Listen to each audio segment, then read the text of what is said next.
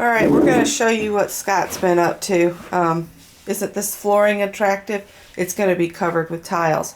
Okay, so this is what our laundry room has been looking like since we bought the house in '96. And it's been like this since 1960. Was it 1960? 1960, yeah.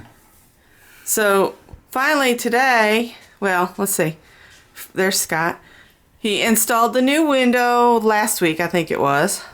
Yeah. And then today we pulled the dryer out and ta-da! We have sheetrock all the way up. The biggest challenge in this room has been these masonry pillars that are periodically along the way to strengthen these walls so they have some lateral strength.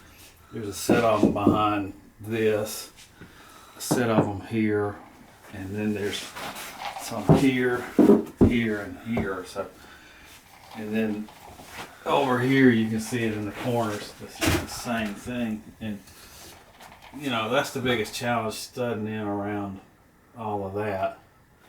So it causes you to have things like an artificially thick doorway, where I actually used a shoe molding to cover up a seam here.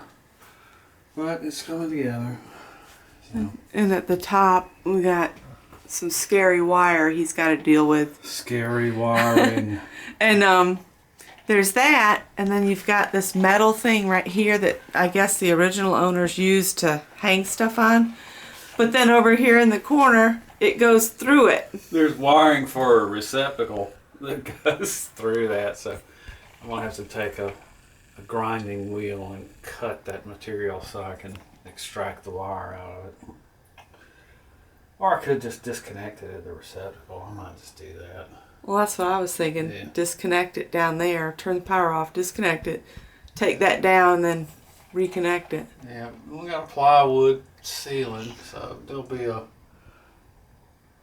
crown molding to bridge that transition from the drywall to the ceiling, and then I'll paint that ceiling.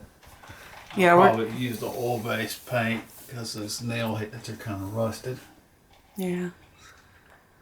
Well, this is what you get with a 55-year-old house. Yeah.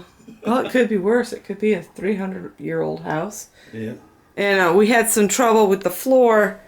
It's a 1/2 inch difference between the corner and then over here where he ended that piece of sheetrock. Plus there's a bump in the floor in the concrete about midway there behind the stool.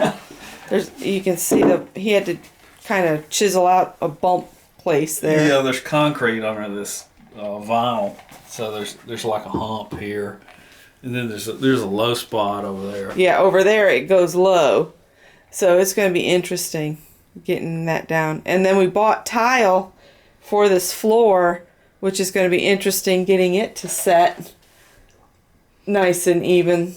You might have to.